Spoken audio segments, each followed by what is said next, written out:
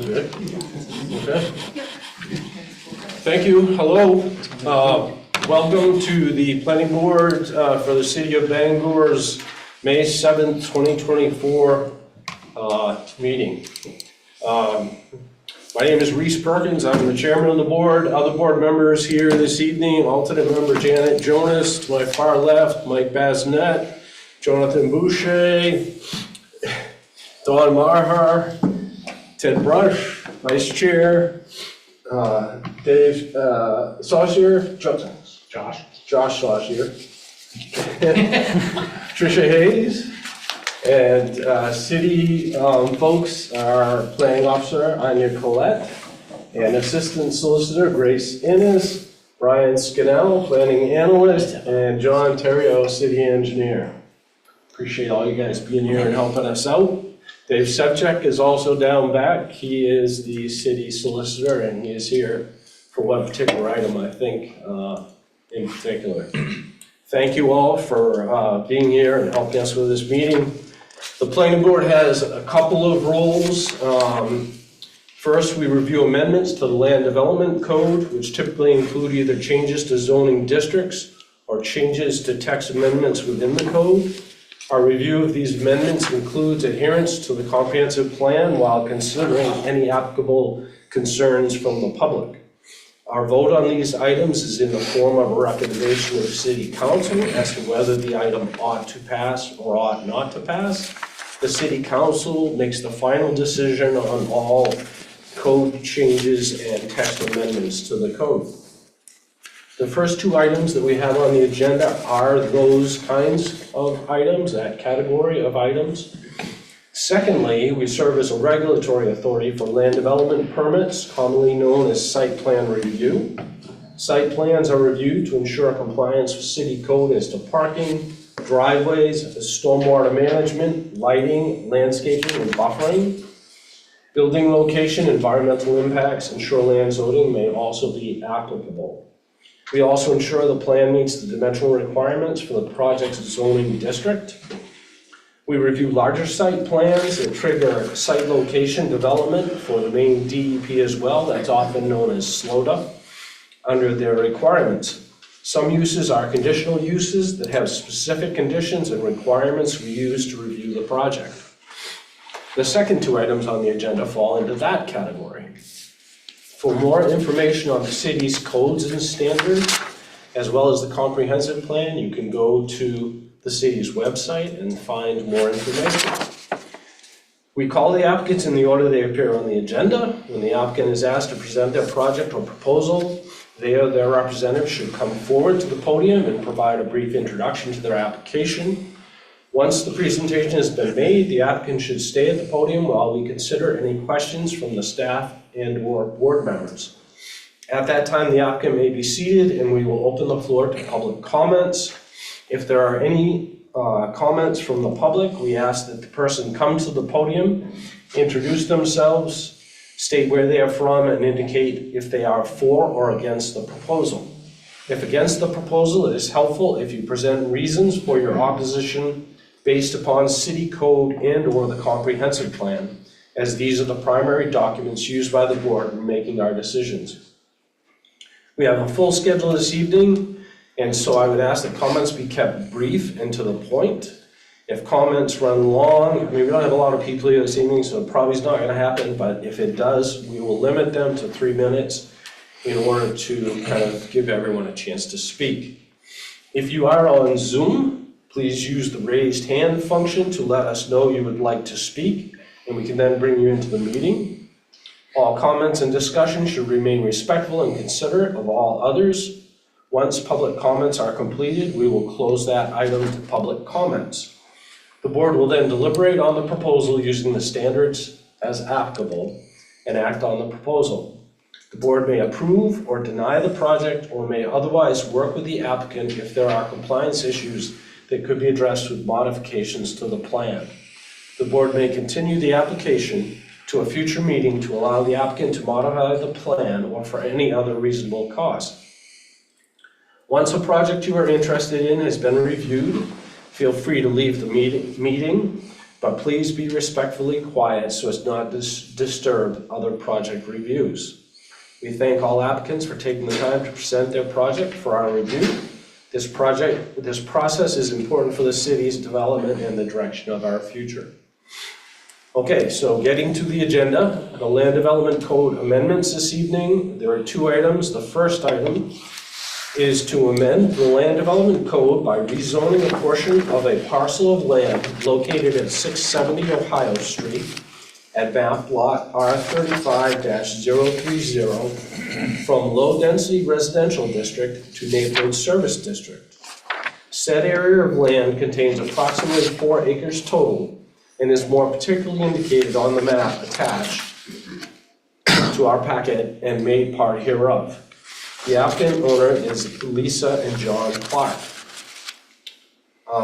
Would the applicant come forward and make their presentation? Applicants, welcome. Thanks for coming. Thank you. So our intent is to grow flowers in our property, which we already are. We've been working on it for 4 years. Our purpose is to provide locally grown flowers to the public, seasonal, pull in, buy peonies, daffodils, tulips, gladiolus, sunflowers, things like that. The property, I believe at one time, if you look at the deed, was a farm, and it's a nice big stretch. So we've been developing it and working on it, and that's what our purpose and our intent is, just to simply provide people an option.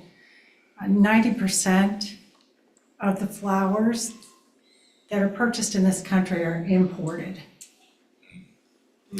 And recently, I don't know, like COVID accelerated it to some degree, and a couple of women in particular started a trend of teaching people how to do it without breaking your bank and making big mistakes. So at this point, it's there's a trend in this country to bring that and turn it around, and try to give people that opportunity, like I said, to have locally grown products. There's not a lot more to what we need, other than we understand some things that we have to do from our last meeting, which is put in a parking lot and some other, things like that. But it's, our retail space is basically a 12 by 12 gazebo. We're not looking at putting up a like a big John Morton building or anything. As you can tell by our age, we're not young chickens. So that's pretty much what our plan is. Okay, thank you. So I should just confirm for the record, you are Lisa and John Clark? Yes. Yeah, Thank you. that's John. I'm like, I got it. I don't, that's good, thank you. Do we have any comments from the staff? Yeah, I just have 2 comments. One, just to clarify that this zone change is mainly just for their retail aspect of what they're doing. They could grow flowers in LDR, but it's the retail part of it that causes them to need that. Right. And then also just wanted to pass on 2 comments that we got from 2 abutters that stopped into our office that were concerned about traffic, because there's already traffic issues on Ohio, and they were concerned about how this might impact traffic. And they wanted to be anonymous, but wanted me to pass that on. So. Okay, thank you. Board questions or comments? Member Basnet? What do you anticipate the average traffic amount to be going into the property and coming out of the property when you're operational? well, given the progression of the season of each item has only a period of so many weeks, and then that will, change over to the next There's pretty much a dry spell through the month of July. So as far as the, if you want to say the promotion of the property, of the business, I plan to be pretty kind of laid back about it. I've been part of a group of about 4,000 people on a Facebook group called Flower Farmers. And I've read just about every squirrely, whirly thing that can go on. And so I'm looking at being very low key. I'm not going to put ads out, and I don't want a lot, so I'm not exactly going to have wanting a lot of people to stop. But I do think there can be, there's enthusiasts of different types, meaning, as far as daffodils go, a lot of people think, oh, they're just those big yellow things that show up, with the forsythias, and that's not exactly what I'm selling. But I do worry, I will be honest, because I have said that Ohio Street is in Indianapolis 500. So if you had 5 customers a day, would that be a lot or not too much? Customers a day? Yeah, Yeah, I think, well, a day and the number of days that we would be available. We're not gonna be available 7 days a week. Right. It's gonna It'd be, more Friday, Saturday, Sunday, maybe Monday. so would that be a lot of customers coming in and out? Or would that be Well, we can only have parking for so many people. We're only gonna maybe have 4 parking spaces, so Right, so- there's nowhere to park, there's, can't stop. I think it's a pretty short interaction, but yeah, I think that that's kind of the thing of how many people, once the word gets out, how many people would pull in.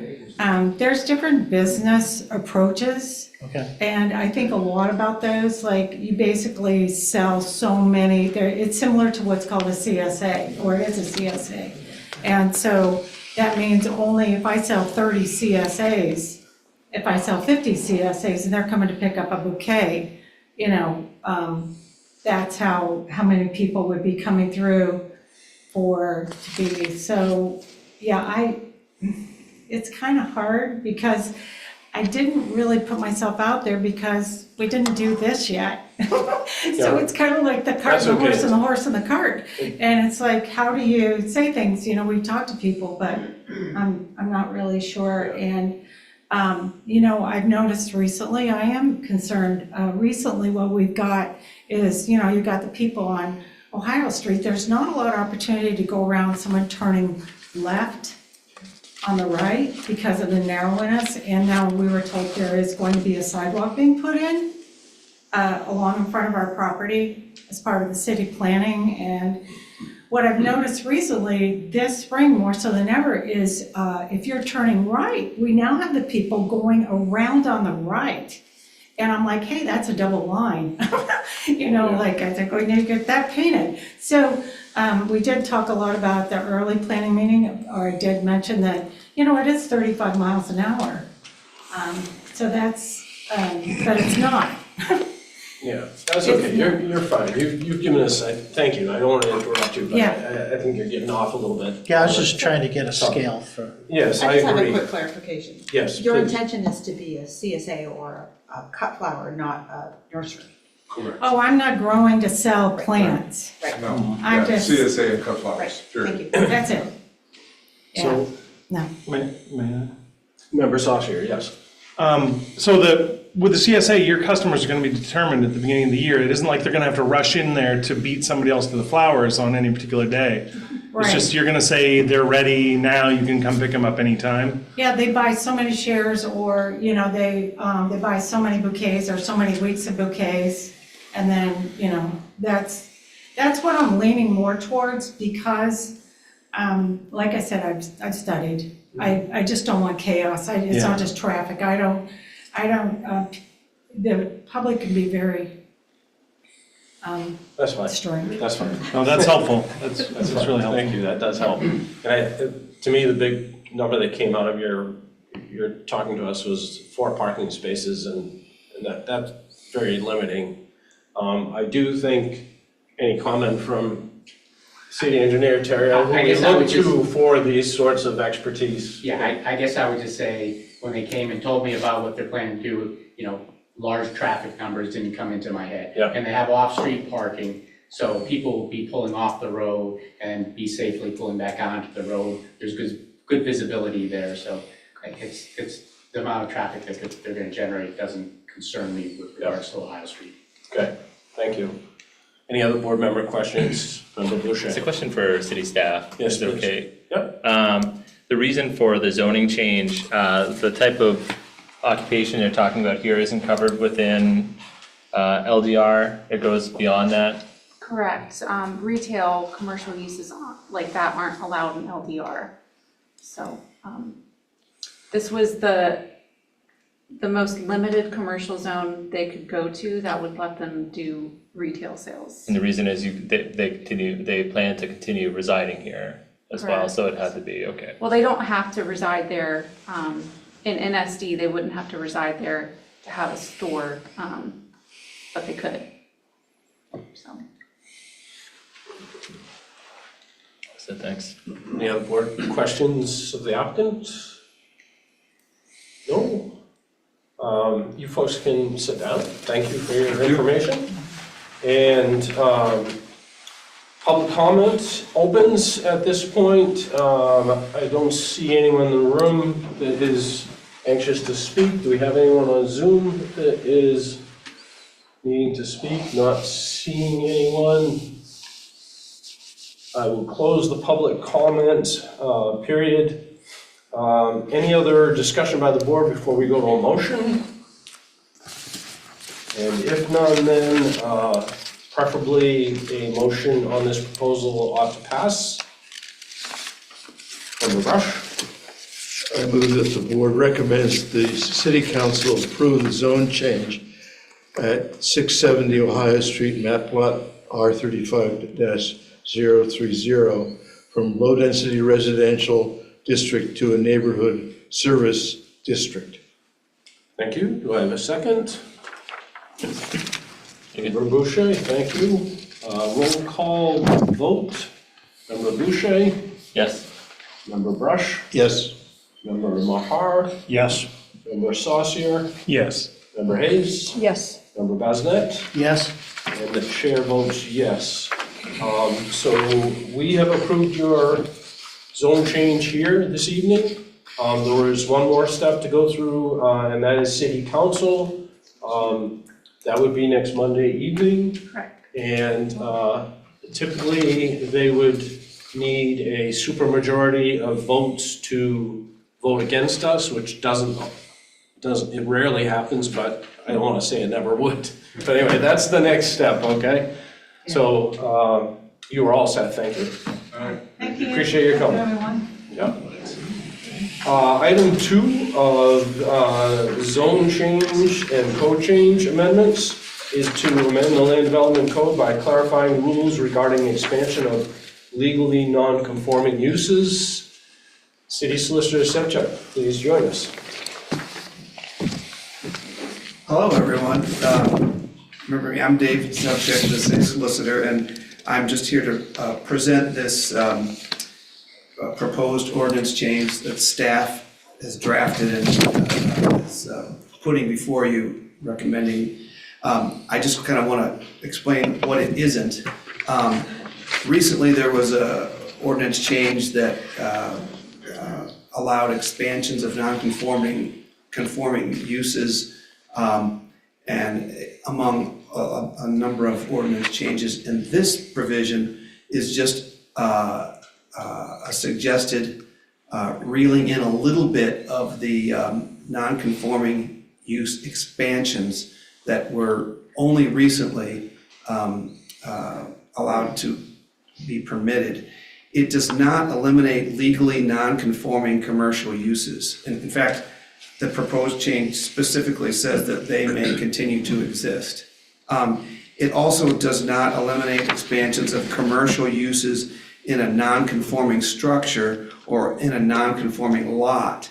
I had a conversation with Member Mahar today about that, and the example that we were talking about was a hairdresser business in a structure that's doesn't meet the setback.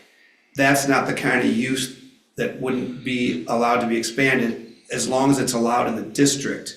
The ordinance is divided into non-conforming uses, non-conforming structures, and non-conforming lots. And the proposed change that we're presenting today only has to do with the non-conforming uses. So if there's a hairdresser business that's allowed in the district, but it's in a non-conforming structure because of the setback, this ordinance would not apply to the expansion of that use. Similarly, if it's on a lot that's too small, but it's a legally existing non-conforming lot, this change wouldn't affect that business's ability to expand.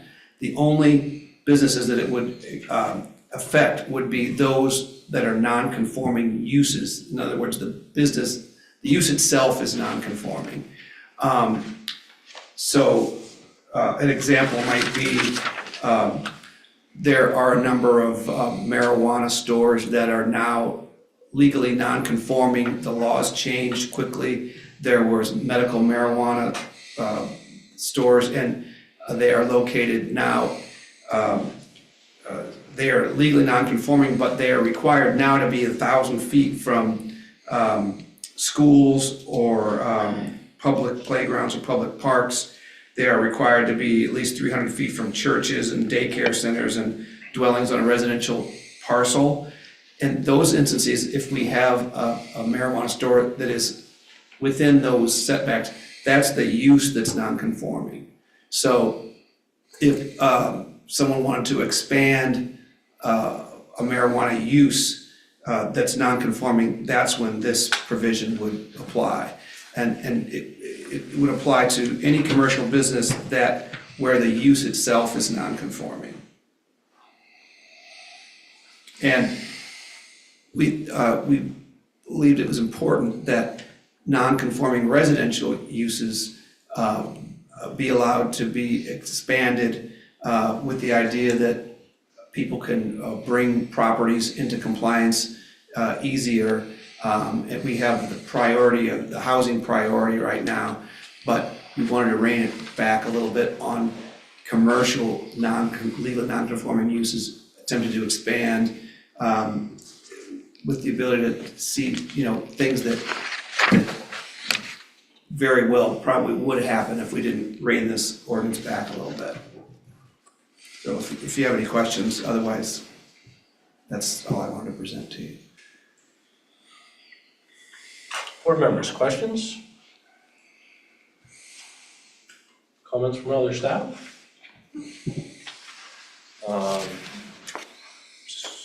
Member Mark. Just a comment in reaction to everything I've read and everything I've heard, and I did have a chance, very much appreciated, to talk to the city solicitor at some length about this. I've got to confess that I'm just not understanding, with everything I've read and everything I've heard, what's allowed and what isn't. I read the statement, the summary in our package, and it says the ordinance amendment, if passed, would revise the city's code authorizing expansion of legally existing nonconformities to limit such expansions to residential uses only. I would read that to say expansion of legally existing nonconformities, if they're commercial or industrial, are not allowed. And I think they should be. So but I have to admit, I don't really think I'm understanding fully and properly the meaning of the words that we have in front of us. I'm just not finding the ability to do that. No, I'm done. I think, would you like to reply to that now, or you want to give the rest of the questions? I'm not sure if the summary was, maybe it could have been tweaked in terms of some of the words, but But the purpose of the change is, as I explained it, and that is if we have a business that is in a non-conforming structure or on a non-conforming lot, this change won't affect the ability of that business to expand. But if the business itself is a non-conforming use in a district where that use isn't allowed, that's where this change would. So it's really limited to that if it's non-conforming, I'm assuming, because it existed before Correct. the That's why allowed it's legally uses were non-conforming. enumerated. And so it's now a use that isn't among the permitted or conditional uses. So Correct. it's At that location, yeah. it's effectively, a new use would be prohibited if it were tried. Correct. And it's only there because it was there before Yeah. It was there before. the restriction. And I guess I still feel that that whether it's on the list or not, it was there before the adoption of something that made it non-conforming. And I think not only should it be able to continue to operate, I think it should be allowed to expand. It was there first. That's just my feeling. This change would allow it to continue to operate, but it Yes. wouldn't allow it to expand, which it wouldn't have been allowed to expand until just this year when the ordinance was changed. All the rest of the years, it wouldn't have been allowed to expand. So, And if I could, I think, correct me if I'm wrong, but examples always seem to help when we get in these kinds of discussions, right? So you said, for example, a medical marijuana facility, non-conforming currently, wants to expand in that same spot, they would not be able to. They can still operate correct, in that same business capacity as they have been. Yes. They just can't expand there. correct.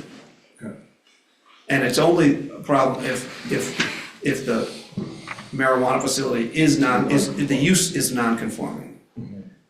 In other words, if they're within 300 feet of a residence or a daycare center or something. If they're on a lot where the structure is non-conforming or the lot itself is non-conforming, that wouldn't prevent them from expanding. It's only if the use is non-conforming. Member Boucher, yes. To clarify, it's not just that they can't add a floor or make the building bigger, is that they can't go into a different type of, non-conforming use, like, so the medical marijuana example, they can't start doing recreational marijuana as well. They have to stay medical marijuana, Correct, if the use is non-conforming. which presumably this is the example, where it's a hypothetical, but I Yeah. think the marijuana item is called out, and so that's why I'm, I guess, choosing it. And also, when we say extend, we're really talking about enlarge, right? Because I think extend was stricken from just enlarged, right? That's what we're saying. And it's not about modified or extended, it's just about enlarging the space. Am I thinking about that right? EF? Let me see. Yeah, it does say expand in size, so it's enlarging it. I mean, it's probably pedantic, but maybe it has some sort of meaning. So it's about, these places can't get bigger and they can't add additional business, restricted use business lines, like they wanted to become a vape shop or something like that. Like a cannabis vape, yeah, okay. I think I captured it. I think I understand what you're going through here. I appreciate you clarifying it. Member Saucier.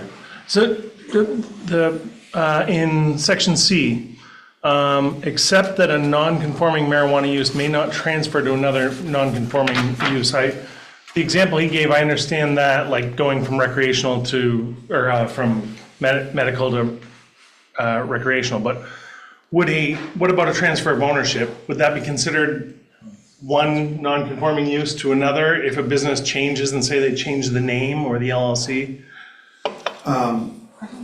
So, I mean, no, because it's really just talking about the use itself. Ownership isn't dealt with in land code. So there would have to be a change in use, not, Yeah. change in. They could sell it, they just couldn't expand it. Yeah. Well, I didn't see anything about the expansion, I just saw Because about the use is transferring allowed to to continue. another, The use is allowed to another continue. non-conforming use. Another non-conforming marijuana use. It is. So that would be really the only, I can't think, I guess they're growing would be another one, I suppose, right? I'm just trying to think of how many uses there are in Yeah. marijuana store, but. Is that clause driven by state law? You mean in C? Yeah, that particular clause in C. It's not driven by state law. It's sort of something that we could foresee happening, the medical marijuana, places that are here that are non-conforming because they're, say, too close to a school, wanting to expand and become retail. That's what, this change would prevent that, if they're already a non-conforming use, from being a bigger non-conforming use and being a retail non-conforming use, for example. Member Bush? Sorry, again, has there been an assessment You missed of 2 meetings, you get extra questions. what property, or that there are properties that fit this criteria that would be constrained by the change in this ordinance? There are, I don't know how many, but there are marijuana facilities that are non-conforming. I don't know. Are you talking about commercial in general or marijuana? Well, so this is something that is going to impact businesses today. This isn't some hypothetical thing that we're putting in place down the road. This is something that we're aware of non-conforming uses that are happening today at various locations. There are non-conforming commercial uses Yeah. in the city, yeah. It's hard to keep track of them like it is with non-conforming structures and lots, but they do exist. I just couldn't Yeah. give you a number. Okay, no other board member questions? Thank you, Dave. I will open this up for public comment or questions. With nobody really in the room with a hand raised, I look to Zoom and see no hand raising on Zoom, so I will close the public comment portion of this item. Further review by the board, any discussion, or if not, we can go to a motion on the proposal, which would typically be an ought to pass. The final vote on this would certainly lie with the city council next week.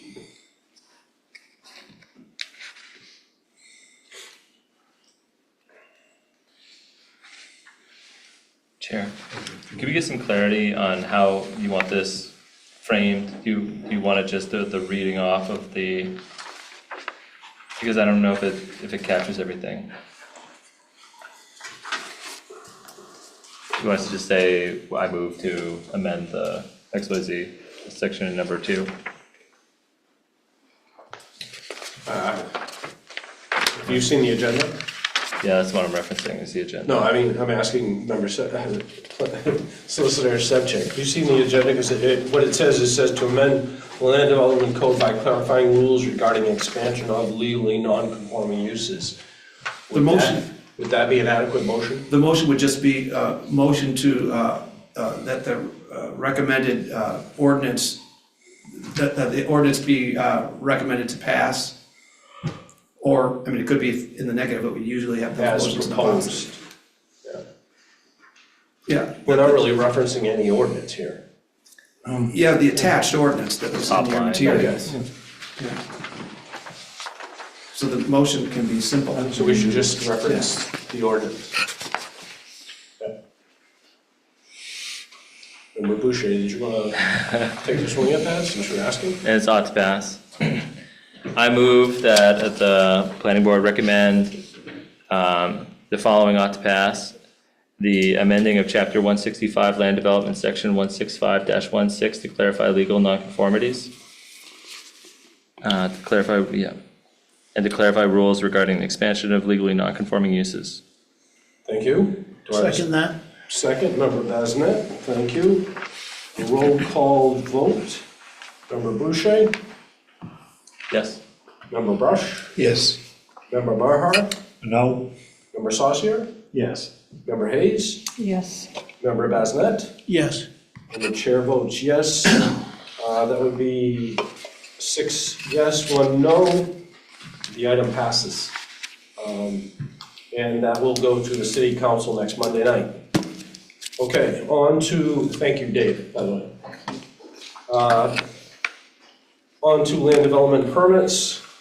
The next item on the agenda is application for a major site development, major SLOTA modification, and conditional use for proposed construction of a 28,125 square foot automobile dealership on an existing paved parking lot and conversion of a former retail building to a warehouse at property located at 688 Holden Road, map lot R61-009-E in the general commercial and service district. The applicant owner is QV Realty Trust. Their engineer of record is Haley and Ward.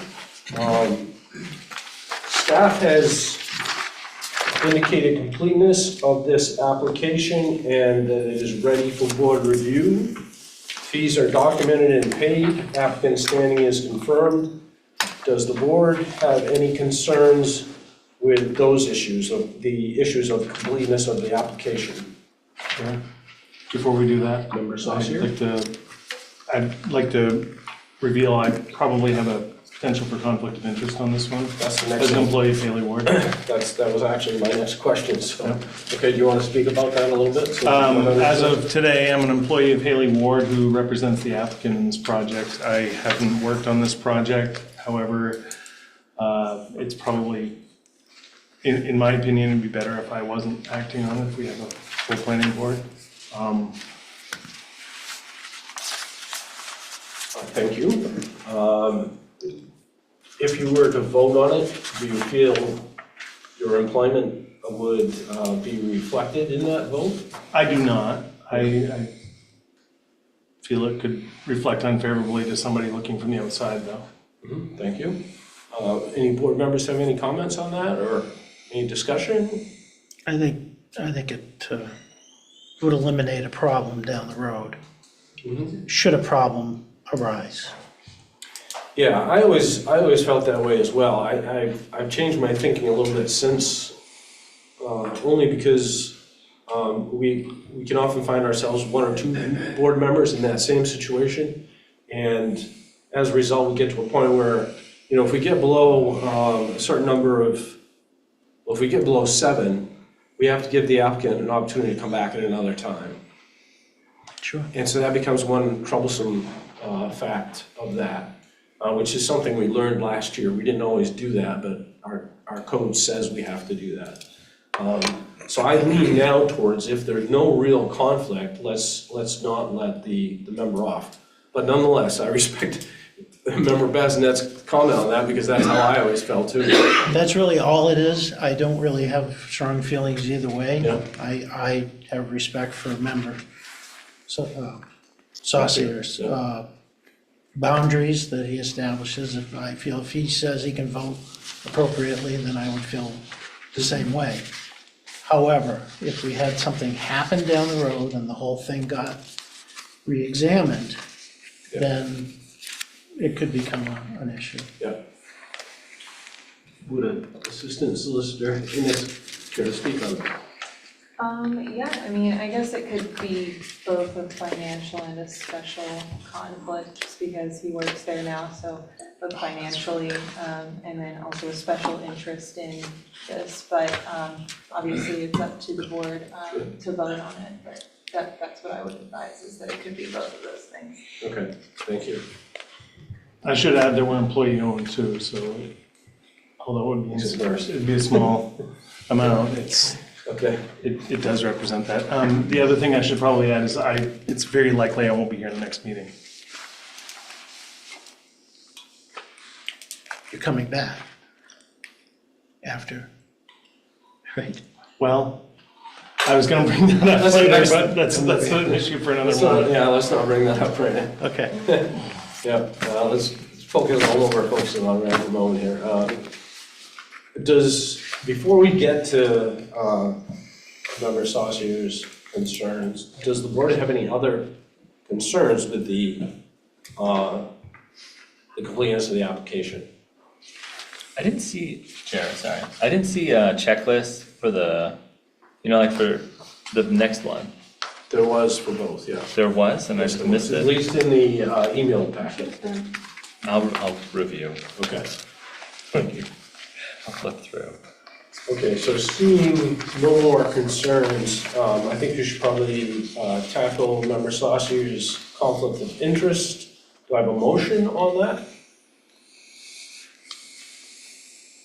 Chair, I move that Member Saucier recuse himself from this land development permit review for this one, number 3. Thank you. Do I have a second?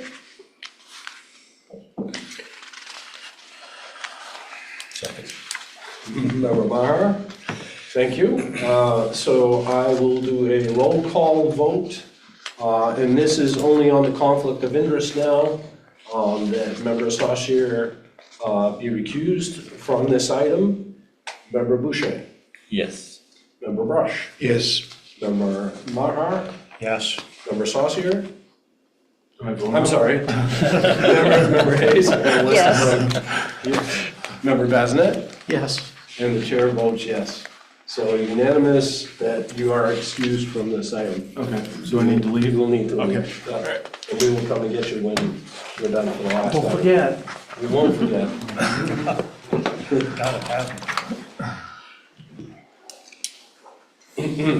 Okay, so let's, so going to the procedural background on this item that you all have in your packets, I would like to entertain a motion, which is basically the completeness of this application. Looking for a motion on the 3 items that are listed on the procedural background. Yes, Mr. Chair, I make a motion that the planning board finds that the application was deemed complete on May 7th, that the applicant paid all applicable fees, that would be in Exhibit 3, and that the proposed project is a major site development, a major SLOTA modification, and conditional use. Excellent, thank you. Do I have a second on that? Member Brush, thank you. So, all in favor on that motion? Member Boucher? Yes. Member Brush? Yes. Member Maher? Yes. Member Hayes? Yes. Member Bazinet? Yes. And the chair votes yes.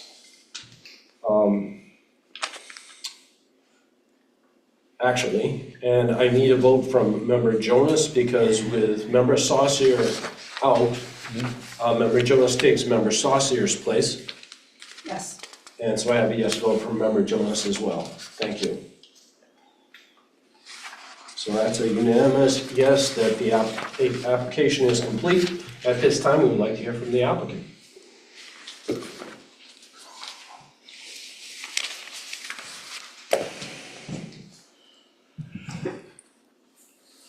Good evening, Sean Thies with Haley Ward, representing the applicant, QV Realty Trust.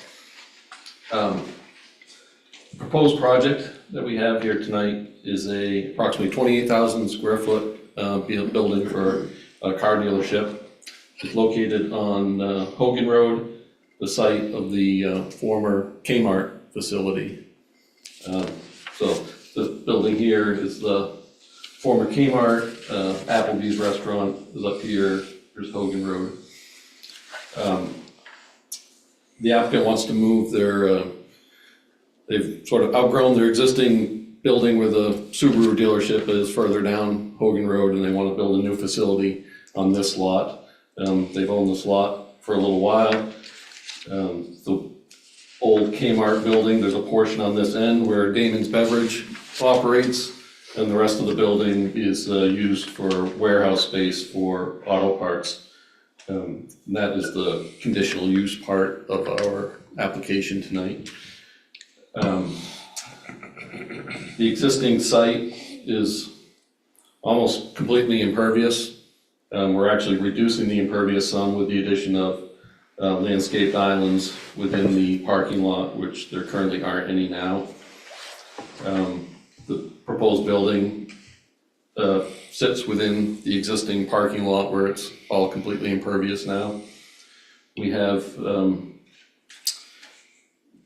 we're meeting the redevelopment standard for the site law through DEP.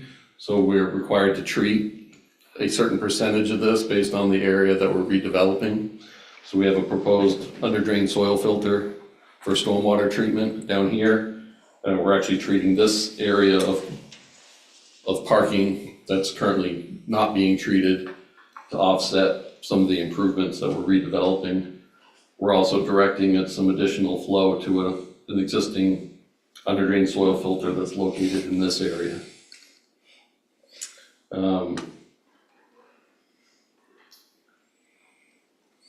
We've added, Sean, if you may, I think it's important to note in that existing under drain, that was underutilized before, right? So now- yes, so that was built a little bit larger than what was required for the area of parking lot that was being sent to it. So we were able to divert some additional water to that based on the size that it was built at. Thank you. We've added buffering along the Hogan Road frontage, landscape island within, so there's a center island all down this road, this row here for landscaping, and then we've added landscape end islands within this parking lot. I think that's generally it. There's all existing utilities within the site that we're tying into for water and sewer. So I'd be happy to, I guess, answer any questions that the board has. Sure. Okay, thank you, appreciate it. Staff comments on this one? I was originally gonna read John's email on traffic, but since John's here, did you want to talk about what you sent to Reese on the traffic for this area? Yeah, can I introduce that and you can sort of answer?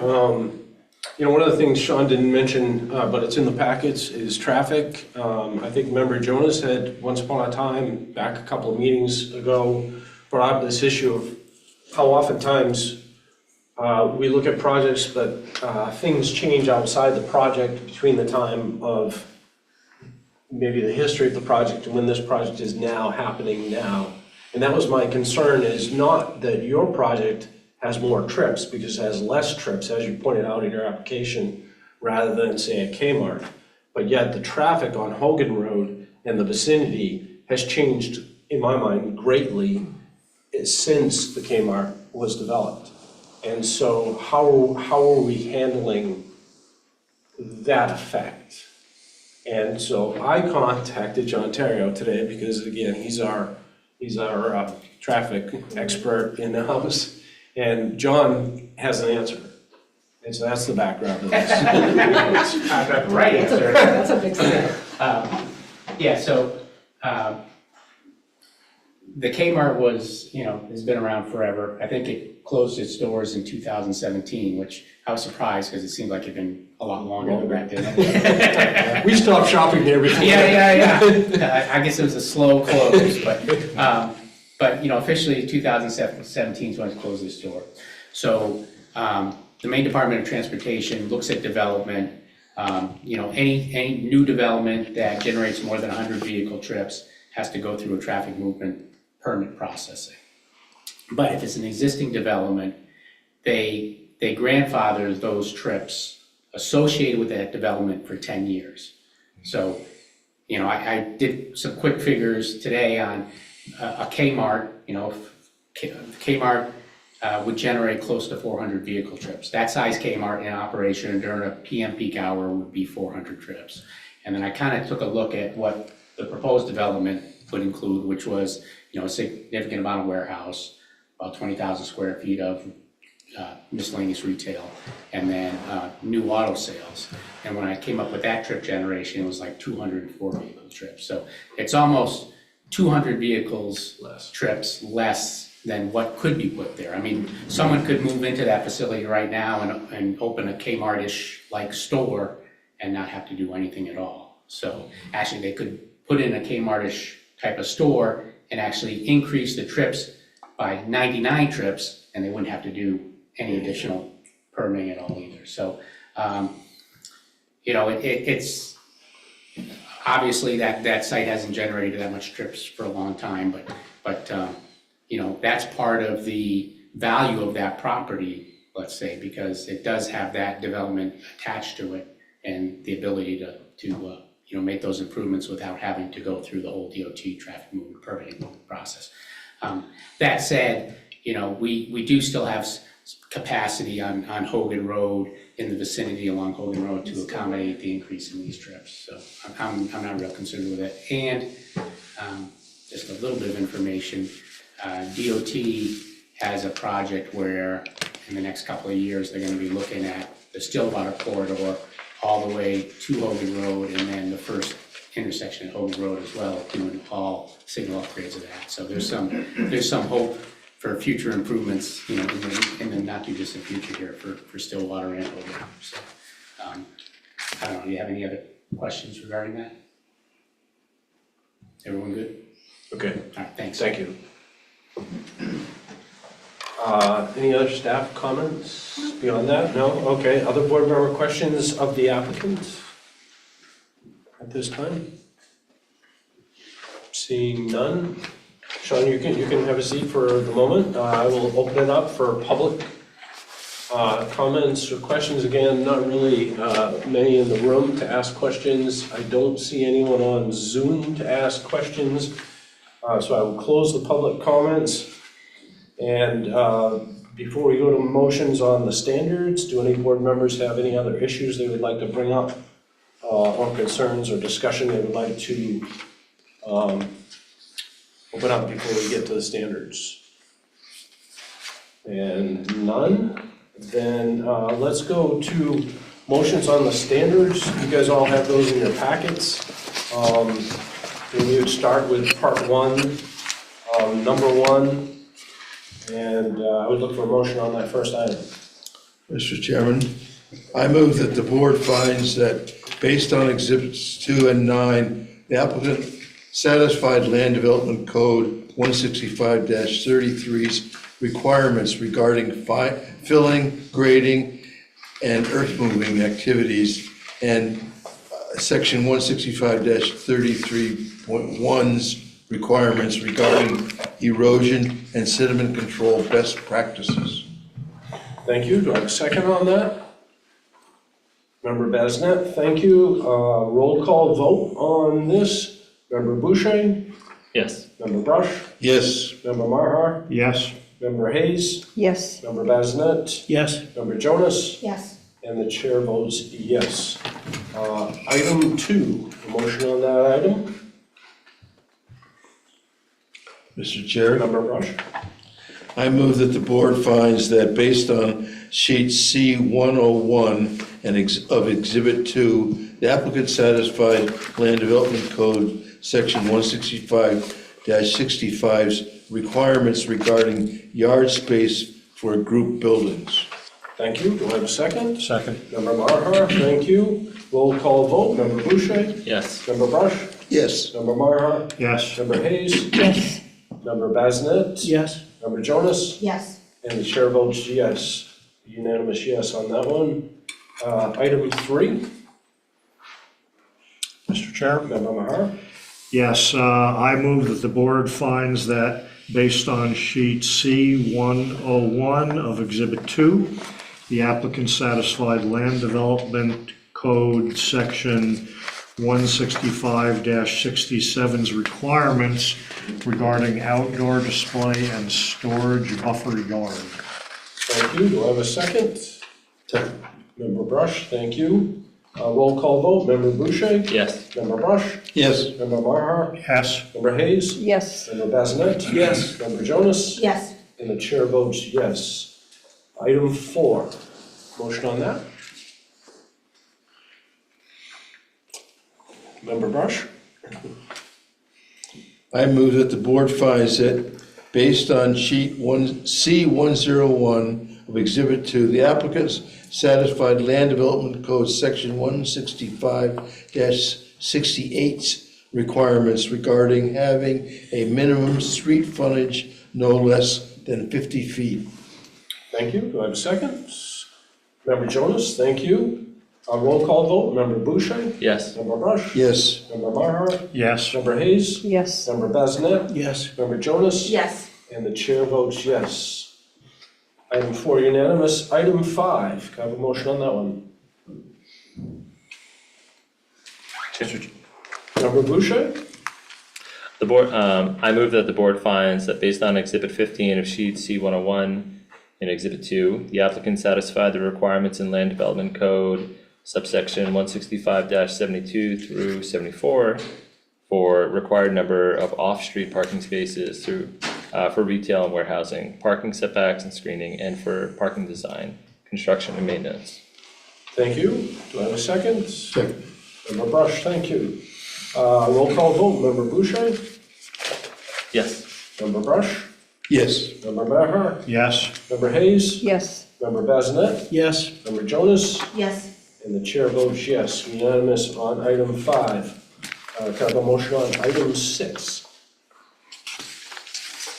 Member Maher. Yes, Mr. Chair, I move that the board finds that based on sheet C101 in Exhibit 2, the applicant satisfied the requirements in Land Development Code subsection 165-76 through 78, requirements for loading spaces.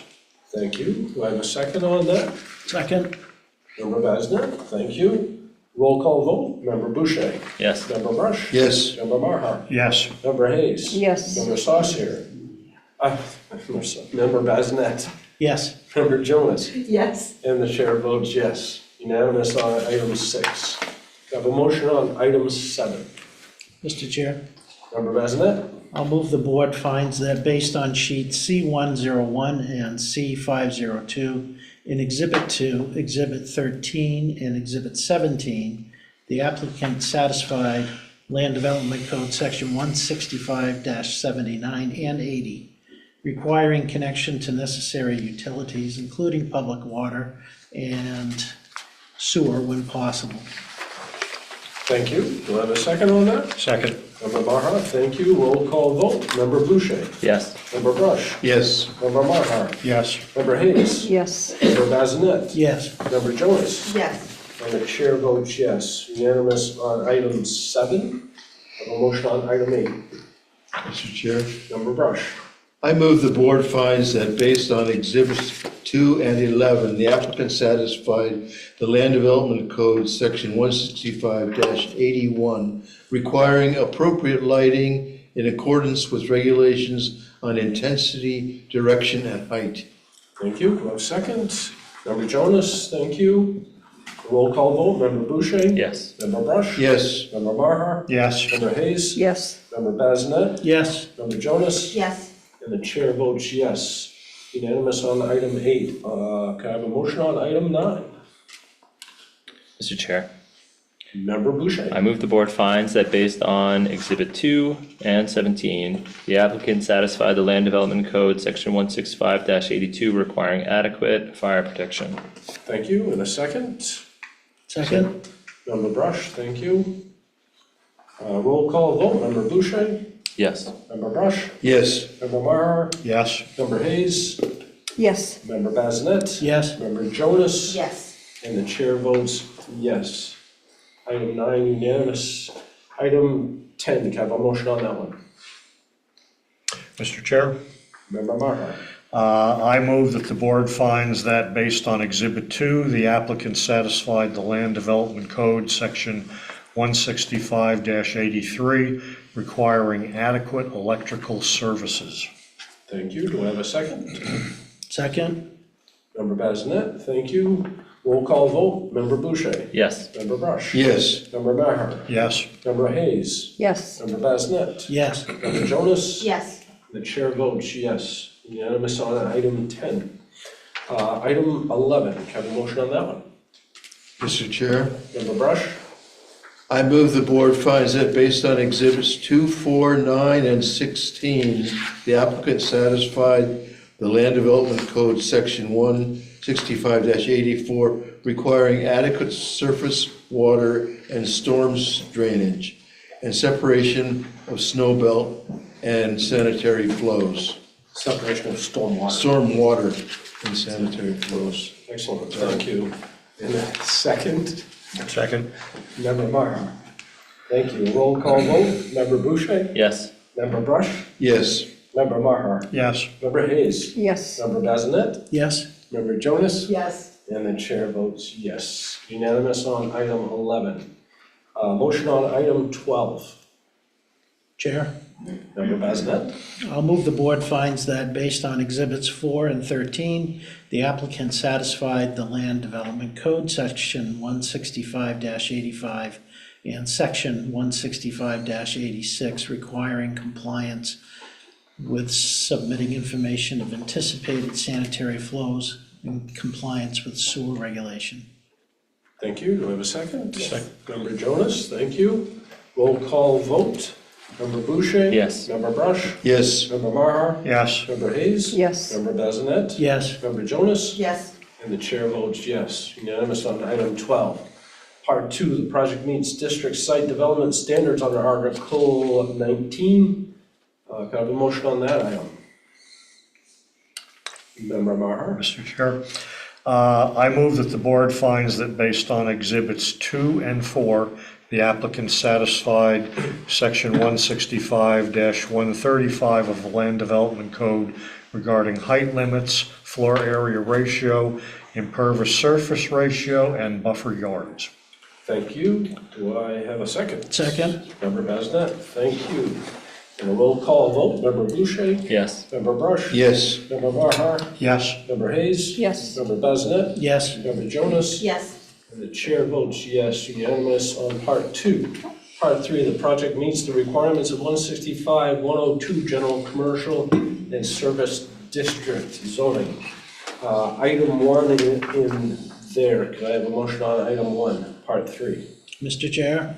Member Bazinet? I'll move the board finds that based on the findings made in parts 1 and 2 of this document, as well as the findings outlined in this part 3, the project meets the requirements of section 165-102B for uses within the general commercial and service district, GC&S. Excellent, thank you. Do I have a second on that? Second. Member Brush, thank you. Roll call vote. Member Boucher? Yes. Member Brush? Yes. Member Maher? Yes. Member Hayes? Yes. Member Bazinet? Yes? Member Jonas? Yes. And the chair votes yes. Unanimous on part 3, item 1. Can I have a motion on part 3, item 2? Mr. Chair, Member Boucher. I move, subject to the findings that the standards in Part 5 have been met, the board finds that the applicant has met the standards for a conditional use. The board also finds that based on the review of exhibits 2 and 4, and based on the findings made in Part 2, that the project meets the requirements for warehousing in the general commercial and service district. Thank you. Do I have a second? Second. Member Brush, thank you. Roll call vote. Member Boucher? Yes. Member Brush? Yes. Member Maher? Yes. Member Hayes? Yes. Member Bazinet? Yes? Member Jonas? Yes. And the chair votes yes. Unanimous on item 2 of part 3. Part 4, the project meets the requirements of 165-114 land development approval standards. Item 1, can I have a motion on that item? Chair, Member Maher. I move that the board finds that based on Exhibits 2 and 18, the applicant satisfied Land Development Code, Section 165-114B and C's requirement that the proposed parking and loading layout and proposed access drives from the site to any public right-of-way. Move the. Keep going. Oh, there we go. Are arranged in a reasonable and safe configuration. Complete the sentence. Thank you. Do I have a second on that? Second. Member Jonas? And roll call vote. Member Boucher? Yes. Member Brush? Yes. Member Maher? Yes. Member Hayes? Yes. Member Bazinet? Yes? Member Jonas? Yes. And the chair votes yes. Unanimous on item 1 of part 4. Item 2 of part 4, can I have a motion on that item? Mr. Chair, Member Brush. I move the board finds that based on Exhibits 2, 4, 9, and 16, the applicant satisfied Land Development Code Section 165-114D's requirement that stormwater runoff from the proposed development will not have an unreasonable adverse effect on abutting or downstream properties or protected resources, and that all downstream channels of municipal stormwater collection systems have adequate capacity to carry the flow without significant negative effects. Thank you. Do I have a second on that? Member Bazinet, thank you. Roll call vote on that item. Member Boucher? Yes. Member Brush? Yes. Member Marhart? Yes. Member Hayes? Yes. Member Bazinet? Yes. Member Jonas? Yes. And the chair votes yes, unanimous on item 2. Item 3, got a motion on that item. Mr. Chair, Member Bazinet? I'll move the board finds that based on Exhibits 2 and 11, the applicant satisfied Land Development Code Section 165-114.e's requirements that all display and outdoor storage areas are situated and properly screened, and all outdoor lighting shall be designed, installed, and maintained to avoid unreasonable adverse effects from light pollution.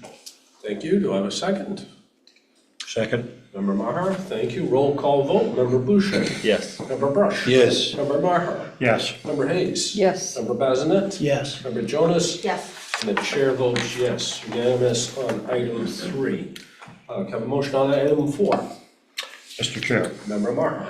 I move that the board finds that based on sheet C101 of Exhibit 2, the applicant satisfied Land Development Code Section 165-114F's requirement regarding landscaping of the site. Thank you. Do I have a second on that? Second. Member Bazinet, thank you. Roll call vote. Member Boucher? Yes. Member Brush? Yes. Member Maher? Yes. Member Hayes? Yes. Member Bazinet? Yes. Member Jonas? Yes. And the chair votes yes. When did movable islands become okay? Movable islands? Yeah, they have removable islands on this job, so that in the wintertime, they can move them for snow? Not island planters, Oh, planters, that's what it is. Okay, not in all areas, just in a couple spots in front of the building. okay. That was just an aside, it's just reading through this made me think of that. I was like, jeepers, they're gonna move them. All right, unanimous on item 4. Item number 5, do you have a motion on that item? Mr. Chair, Yes, member Brush. I move the board finds that based on sheet C101 of Exhibit 2, the applicant satisfied Land Development Code Section 165-114G's requirement that the location of the building meets all required setbacks and is situated to avoid unreasonable adverse effects on adjacent properties or public right-of-way. Thank you. Do I have a second? Second. Member Jonas, thank you. Roll call vote. Member Boucher? Yes. Member Brush? Yes. Member Mahar? Yes. Member Hayes? Yes. Member Bazinet? Yes. Member Jonas? Yes. And the chair votes yes. Unanimous on item 5. Motion on item 6. Mr. Chair, Member Bazinet? I'll move the board finds that based on Exhibits 2, 4, 7, 16, 18, and 25, the applicant satisfied Land Development Code Section 165-114.J's requirement that the project meet the standards of 38 MRSA and Section 484 and the requirements of the Department of Environmental Protection Regulations. Chapters 371 through 373 and 375 through 377 and 500. Thank you. Do I have a second? Second. Member Brush? Thank you. Roll call vote. Member Boucher? Yes. Member Brush? Yes. Member Mahar? Yes. Member Hayes? Yes. Member Bazinet? Yes. Member Jonas? Yes. And the chair votes yes, unanimous on all items of Part 4. On to Part 5, project meets criteria for a conditional use under 165-9.A. Can I have a motion on item 1? Mr. Chair, Member Boucher. move that based on the findings made in parts 3 and 4 of section 4 of this document, as well as based on the review of exhibits 2 and 4, the board finds that the project meets the standards and use conditions of the district in which the property in question is located, the general commercial and service district, and that there are not any variance requirements or other standards that would impede the granting of the permit. Thank you. Do I have a second? Second. Member Merhart. Thank you. Roll call vote. Member Boucher. Yes. Member Brush. Yes. Member Merhart. Yes. Member Hayes. Yes. Member Basnet. Yes. Member Jonas. Yes. And the chair votes yes. Unanimous on item 1 of part 5. Can I have a motion on item 2 of part 5? Chair, Member Merhart. I move the board finds that based on exhibits 4 and 18, that the project will not create unreasonable traffic congestion or hazardous conditions on contiguous or adjacent streets. Thank you. Do I have a second on that? Member Basnet. Thank you. Roll call vote. Member Boucher. Yes. Member Brush. Yes. Member Merhart. Yes. Member Hayes. Yes. Member Basnet. Yes. Member Jonas. Yes. And the chair votes yes. Unanimous on item 2. Item 3. Can I have a motion on that one? Mr. Chair, Member Brush.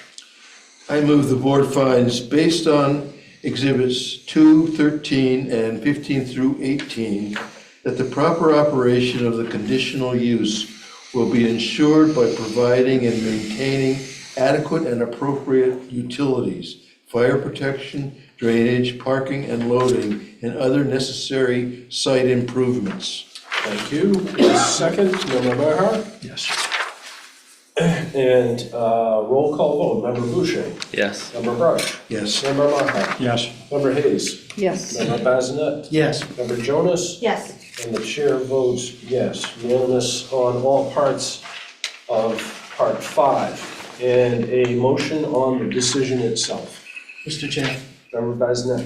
I'll move the board finds that the project meets the requirements for a land development permit for a major site development, site location and development modification and conditional use, and therefore grants the land development permit for the proposed project.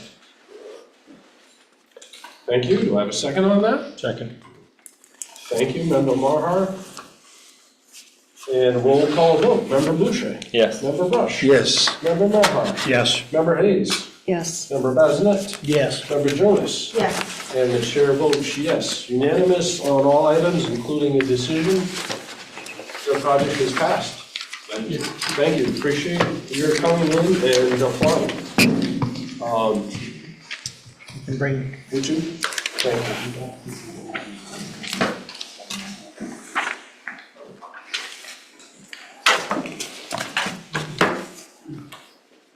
Okay, so once Josh Sacher comes back in, we'll get going on the next item.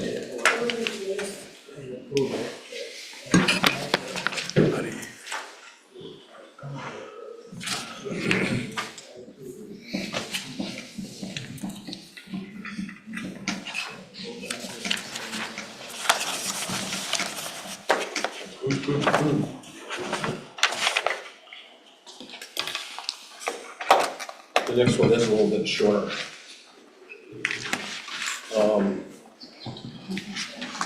Item number 2, and the last item on applications for this evening is the application for a site development plan and conditional use for an interior remodel of an existing store and minor addition of a covered greenhouse in an existing fenced-in area with existing topography to remain at property located at 1161 Broadway, map lot R40-001-C in the General Commercial and Service District. The applicant is Tractor Supply Company. So before we hear from the applicant, staff has indicated completeness of this application and ready for board review. Fees are documented and paid. The applicant's standing is confirmed. Does the board have any concerns with these issues? Excuse me. None, seeing none. Are there any concerns with conflict of interest on this item? Seeing none, could I have a motion on the procedural background items that are on this particular item? Member Brush? Mr. Chair, I move that the board finds the application was deemed complete on May 7th, that the applicant paid all applicable fees, Exhibit 4, and the proposed project is a conditional use and a major site development. Thank you. Do I have a second on that?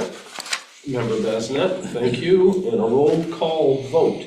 Member Boucher. Yes. Member Brush. Yes. Member Marhart. Yes. Member Saucier. Yes. Member Hayes. Yes. Member Basnet. Yes. Member Jonas is out on this one. And the chair votes yes, so unanimous approval of completeness of the application and no concerns with conflict of interest. Is there an applicant? They're on Zoom. Yes. Oh, Go ahead. Hello, everybody. Can you hear me? yes. Okay. Thank you for having me.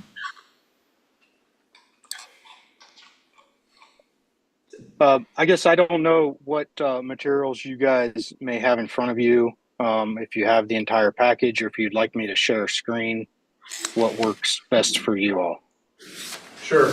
I didn't hear you if you did. Could you introduce yourself first? Yeah, I'm sorry. My name is Aaron Blue with Onyx Creative. We're the architects of record for Tractor Supply. Excellent, thank you. The packet that we have, as far as I could tell, in my opinion, was very complete and probably had more information than what we needed, but it's always better that way than the other way. As I understand from staff, the real driving factor for this project coming to us was that it's a drive-through. Correct. And so if you could focus more on the drive-through and where it is and how that impacts what's happening. I don't think we need to hear details on what's going on the interior or the fenced-in area too much, other than the drive-through and so forth. Okay, so one of the things Tractor Supply is doing is what they call a live goods center, which is a shaded kind of mesh covered area that they're going to put live plants under, and that is getting located within their existing fenced area that's currently on that property that they do outdoor sales out of. The other component that they're adding is a feed storage building where they can sell bagged feed, dog food,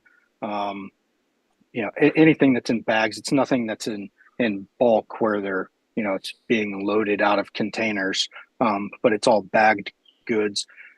Tractor Supply also always has fence panels and other large items. So with all of those things in mind, they intend to have a drive-through, and with respect to drive-through in this regard, it's not like a drive-through like you might see at Starbucks or at a fast food establishment where there's a lot of staging of cars.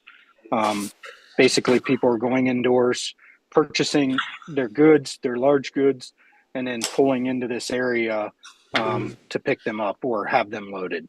The gate on the front is generally kept closed, so there's not constant access.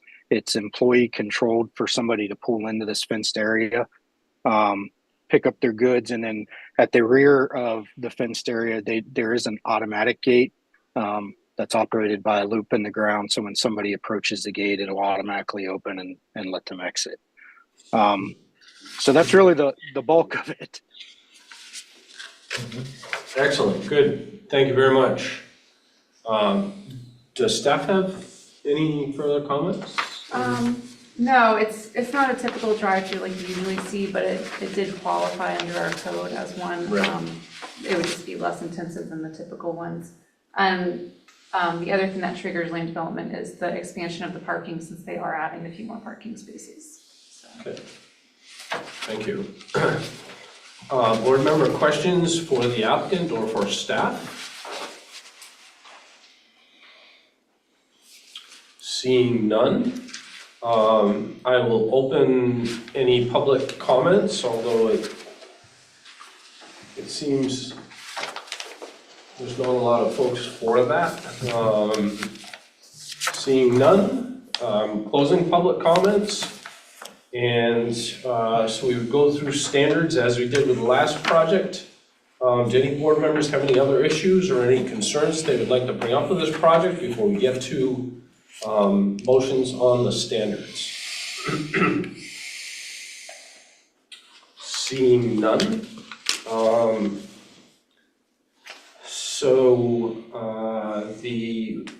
The first motion that we would need is with regard to part 1, the project meets the requirements of Article 2 through 12. Can I have a motion on item number 1? Mr. Chair, Member Maher? I move that the board finds that based on sheet C200 in Exhibit 2, the applicant satisfied Land Development Code, Section 165-62's requirement regarding visual clearance on corner lots. Thank you. Do I have a second on that? Member Bazinet? Thank you. Roll call vote. Member Boucher? Yes. Member Brush? Yes. Member Maher? Yes. Member Saucier? Yes. Member Hayes? Yes. Member Bazinet? Yes. And the chair votes yes. Excuse me. Unanimous on item 1. Can I have a motion on item 2? Chair, Member Bazinet? I'll move the board finds that based on sheet C200 in Exhibit 2, the applicant satisfied Land Development Code, Section 165-64 and Section 165 through 68's requirements regarding side yard width and having a minimum frontage no less than 50 feet. Thank you. Do I have a second?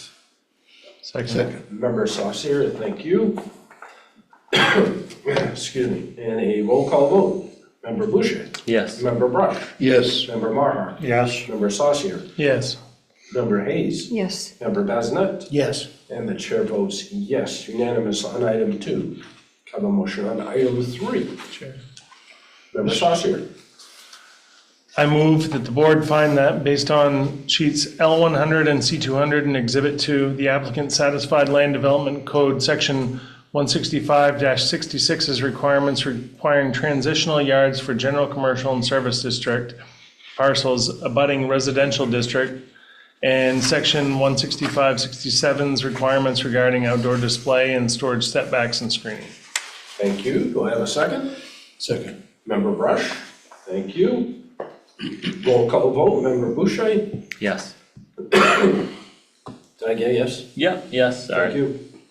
Member Brush? Yes. Member Maher? Yes. Member Saucier? Yes. Member Hayes? Yes. Member Bazinet? Yes. And the chair votes yes. Unanimous on item 3. Item 4, can I have a motion on item 4? Chair, Member Maher? I move that the board finds that based on sheets C200 and L100 in Exhibit 2, the applicant satisfied the requirements of Land Development Code, Section 165-72 through 74 for required number of off-street parking spaces, parking setbacks and screening, and for parking design, construction, and maintenance. Thank you. Do I have a second on that item? Second. Member Saucier, thank you. Roll call vote. Member Boucher? Yes. Member Brush? Yes. Member Maher? Yes. Member Saucier? Yes. Member Hayes? Yes. Member Bazinet? Yes. And the chair votes yes. Unanimous on item 4. A motion on item 5. Mr. Chair, Member Brush? I move the board finds that based on sheet C200 in Exhibit 2 and Exhibit 22, the applicant satisfied the requirements of Land Development Code, Section 165-76 through 78, regarding requirements for the number, size, and design of loading spaces. Thank you. Do I have a second on that item? Second. Member Maher?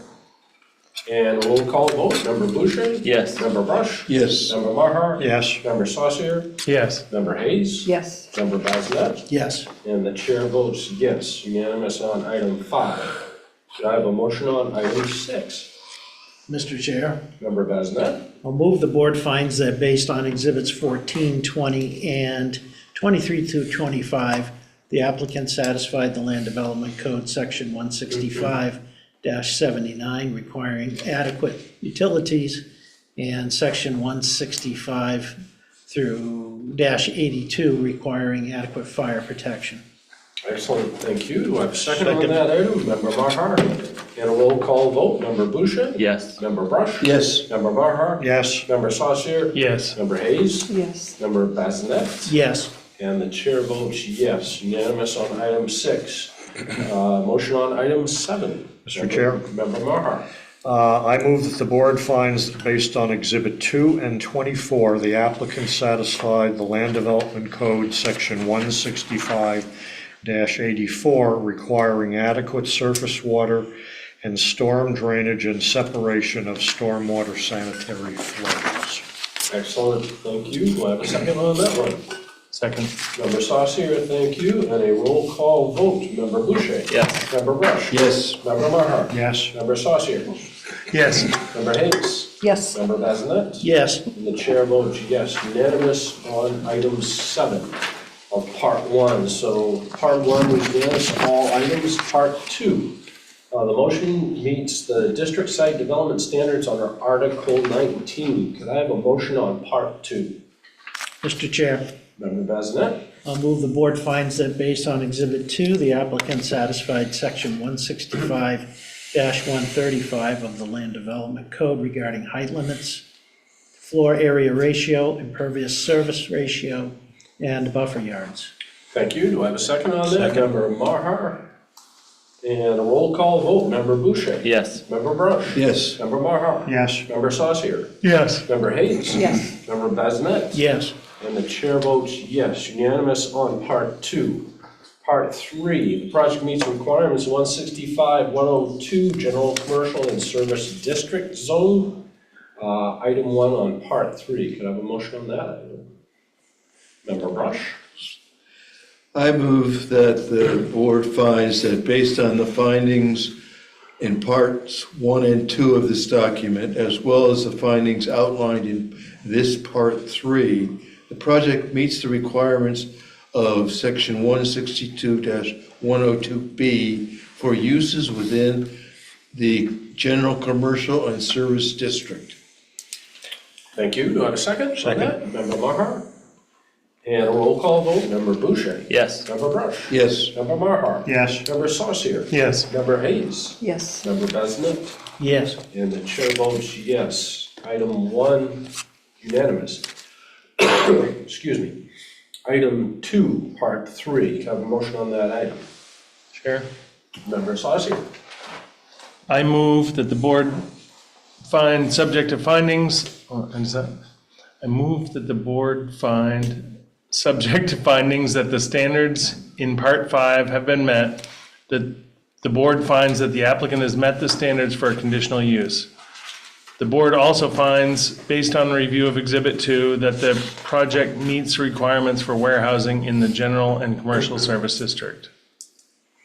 Thank you. Do I have a second on that item? Member Bazinet? Thank you. And a roll call vote. Member Boucher? Yes. Member Brush? Yes. Member Marhart? Yes. Member Saucier? Yes. Member Hayes? Yes. Member Bazinet? Yes. And the chair votes yes. Unanimous on both items of Part 3. Part 4, the project meets the requirements of 165-114 Land Development Approval Standards. Could I have a motion on item 1? Mr. Chair. Member Boucher first, please.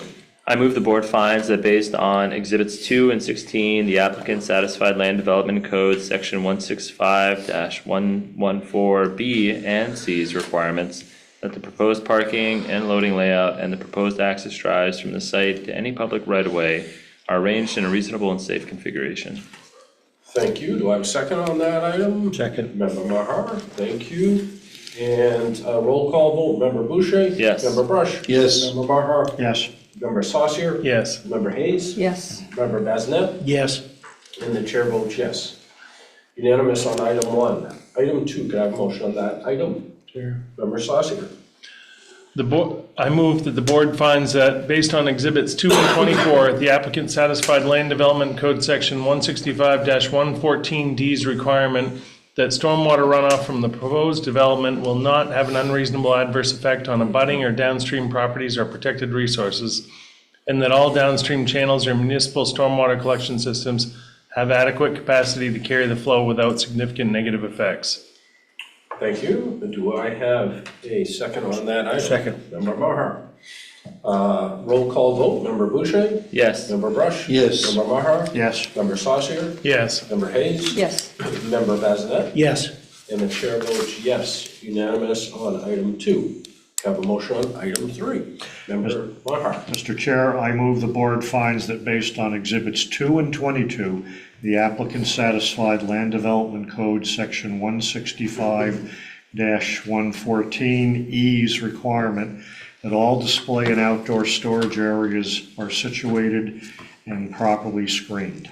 Excellent, thank you. Do I have a second on that? Member Bazinet? And a roll call vote. Member Boucher? Yes. Member Brush? Yes. Member Maher? Yes. Member Saucier? Yes. Member Hayes? Yes. Member Bazinet? Yes. And the chair votes yes, unanimous on item 3. I have a motion on item 4. Mr. Chair, Member Brush? I move the board finds that based on Exhibit 2, the applicant satisfied Land Development Code Section 165-114F's requirements regarding landscaping of the site. Thank you. Do I have a second on that item? Second. Member Maher? Thank you. Roll call vote. Member Boucher? Yes. Member Brush? Yes. Member Maher? Yes. Member Saucier? Yes. Member Hayes? Yes. Member Bazinet? Yes. And the chair votes yes. Unanimous on item 4. Item 5, can I have a motion on item 5? Mr. Chair. Member Boucher? I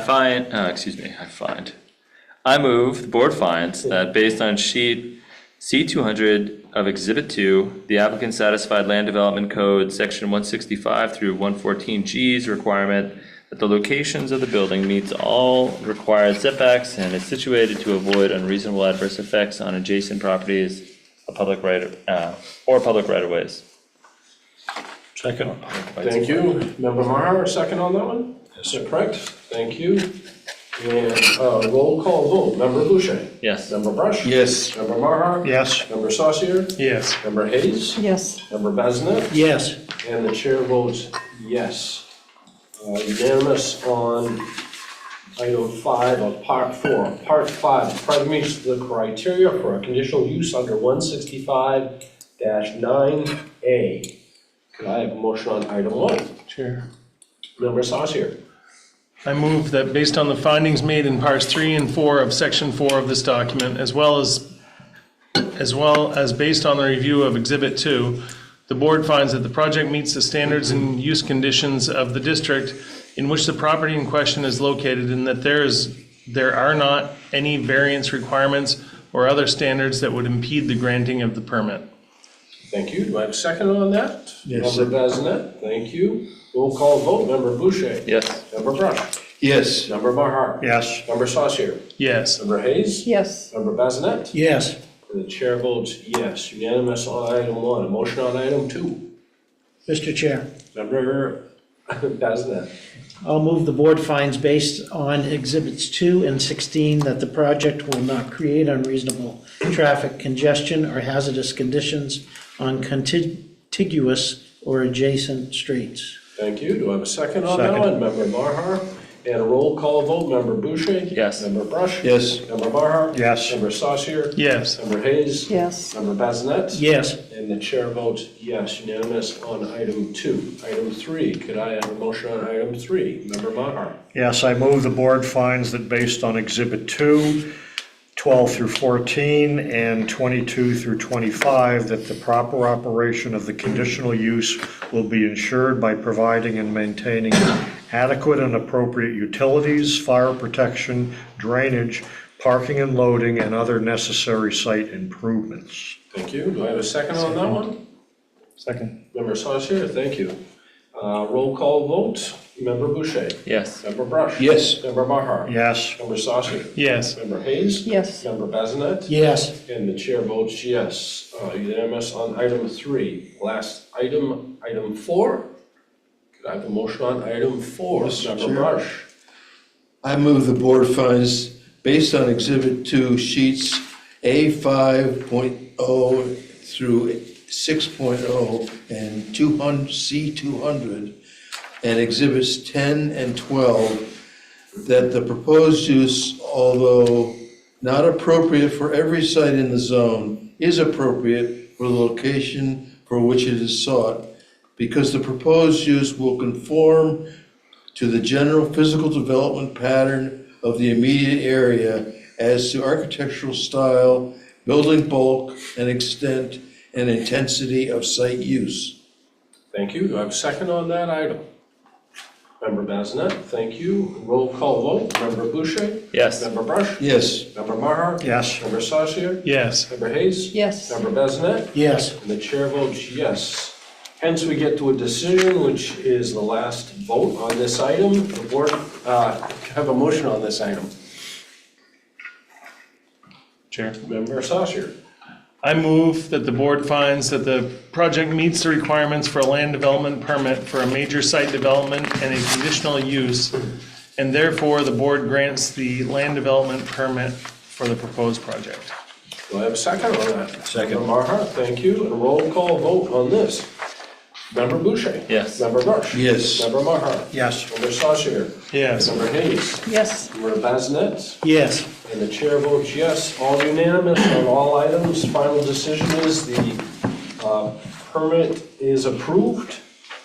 And so we thank the applicant for being here this evening and applying. Yeah, thank you.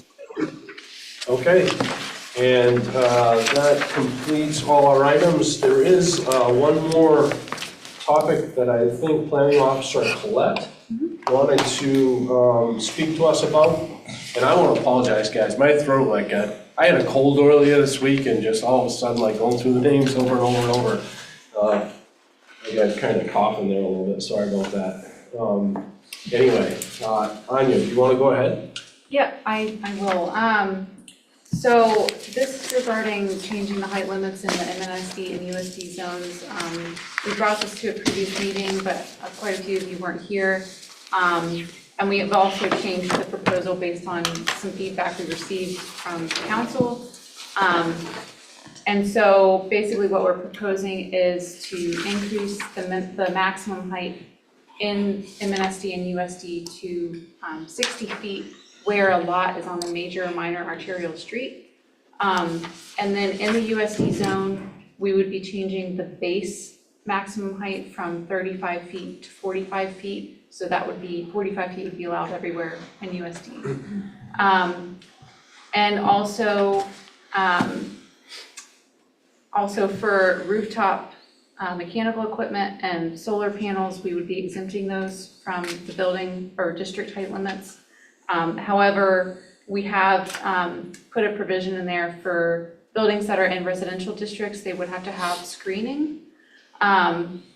I did just want to address Member Bazinet's comments from last time because Member Bazinet was concerned about safety of having screening on rooftops. I did talk with code enforcement and they said that's something they would look at, the wind load of screening. So, that would be addressed through that process. Thank you. Yeah. And then also, there was some concern from council as far as having, they thought, you could have like a 60-foot building like right at the lot line. And so I just wanted to clarify that in URD1, URD2, and LDR, there would be building envelope standards where you would have a lower height at the lot line and then it would increase as you get to the interior. So I think that covered everything. So I'm open to questions. Does everyone understand that building envelope thing? Because that's sort of important in my mind. As you get away from the property line, the building can get higher, but it's... At the lot line, the building would be allowed to be no more than 20 feet based on the setbacks we have currently. Yep. And that's the side and rear lot lines, not the front lot line. We actually did exempt buildings in MNSD and USD from the envelope standards at the front lot line, just because that's, it's more good planning and design practice to have, when you think about a walkable street, in these areas, you think about having buildings like right up to the lot line, it's more pedestrian friendly and things like that. But at that side and rear line, we would want to have an impact on other buildings, so.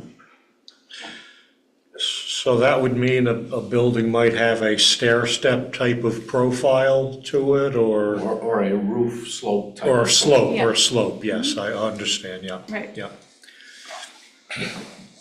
Chair, Member Sasha? So what I'm understanding here is no matter what the limits are for the building height, if somebody wanted to stack a 60-foot solar panel on top, they could? Or a 60-foot array? I mean, you could, I don't even think that exists for rooftop. I don't see that happening. I've seen these solar sheds now that they make, that's actually it's a second roof. That it seems like the whole point is not creating shadows in the street or over other buildings, right? Like, so where there's no limit at all is what we're saying here. That would only be on For the stack of, major arterial. No, for rooftop mechanical equipment and solar, that would be everywhere. If there is a concern about that, we can add another height. We could say maybe the district height can't be more than 20 feet above what it would normally be with rooftop solar and mechanical equipment. Do we have any could look at- precedents with other communities? No, I haven't looked at that. I think it's pretty typical to exempt these things from the height requirements. I would have to look and see what the typical height of mechanical equipment and solar would be. well, the mechanical equipment I can see because it's pretty common. Yeah. But the solar, if you've got arrays of panels, those can be pretty tall. Yeah, I didn't anticipate that being a problem, but if the board is worried about that, we can look at putting a height limit on that. I think if it's a possibility, it could happen, we should clarify it. Yeah, okay. I'll look and see, Member Boucher, Yeah, you have thoughts? At the time when solar arrays were put on, there's code enforcement. I think it's primarily electrical code enforcement though, not the, like building code enforcement. But I wonder if that's where it should be handled rather than in the zoning, or I don't know. you mean the height? Which part? So if there's like standards in what the solar panel should be, I don't know. I was just wondering. I think I would agree, So- building code would be the place for that to be addressed. I think that's a good idea. We had them put on, and I know they came out to look at it, and we weren't doing that one that John was talking about, but Yeah, I mean, maybe we should have. I would imagine Got there away would with be safety issues with that. But again, I can look at maybe, we can discuss it with staff too, but maybe look at saying it can't be more than 20 feet above the maximum district height. Just Or it's even kind of find like the the Wild West typical out there. right? insulation, whatever that height would be. Right. Because you could, if you had a 4-point supported solar panel, you could put a lot of area up there and you could go up pretty steep. Okay. You should have defined guidelines. Your typical installation isn't gonna go up way higher, but I can see where it could get abused or where people might find it unfair that a solar panel can go up unlimited when a building can't. Okay, yep, I can look at adding a additional limitation on that, so. Yeah, I think Maybe everyone's making good, proportionally too, maybe that might, yeah, I think everyone's making good points. We keep talking about 20 feet, but I don't know what that number really is. Yeah, I can look at a typical rooftop solar panel installation and maybe use that amount. And then typical rooftop mechanical equipment, so. Good. Okay. Good, thank you. Yeah. Member Bassett has a good point. You never know until someone does it, because somebody will do it sooner or later. Somebody will do it sooner or Yeah, later. I mean, we originally, I think when this started, the conversation was 65 feet? I think it 60 was feet 60, something, but it was yeah. quite a lot more, and I'm Yeah. glad that we've come down. Yes. And it sounds like we've come down to something reasonable, and I like the building envelope thing, so if we can get that detail worked out, I think we should have something here that everyone's more or less happy with. Does anyone else have any other comments? Sounds good. Yeah. Right. Good. Okay, meeting minutes. We have April 2nd, 2024, meeting minutes, which were in your packet. I would need a motion on whether those are acceptable or any comments if you find any problems with them. And I will do a roll call vote on those that were at that meeting. I would move that we accept the meeting minutes as is. Thank you. With the That's footnote of many thanks to Vice Chair Brush. Did a great job. good job, Vice Chair. Motion by Member Bazinet and a second by Member Jonas. Roll call vote on those that were there. Member Brush, Yes. Member Bazinet, Yes. Member Hayes. Yes. Member Marhart, Yes. and Member Jonas. Yes. So unanimous vote of approval on April 2nd meeting minutes, April 16th meeting minutes. Same thing, can I have a motion on April 16th meeting minutes or any corrections if you have them? Mr. Chair, Member I Brush, move we accept the minutes of the meeting of April 16th, 2024. thank you. Do I have a second on that? Member Marhart, thank you. And a roll call vote, Member Brush, Yes. Member Bazinet, Yes. Member Hayes. Yes. Member Marhart, Yes. Member Jonas, Yes. Member Saucier. Yes. And the chair votes yes, unanimous on both sets of meeting minutes from April 2nd and April 16th. Anyone else have any other comments or questions this evening? Fairly long meeting, but we got through it pretty quickly considering there was a lot on the agenda. No other comments, no other questions? You guys do a nice job. You get through it quickly. That's a lot of stuff to cover. You do a nice job of keeping it moving, so thank you. Thank you. Yeah, it killed my throat, but otherwise it was good. Oh, you did very well. All right, thanks. So this meeting is adjourned, everyone. Thank you.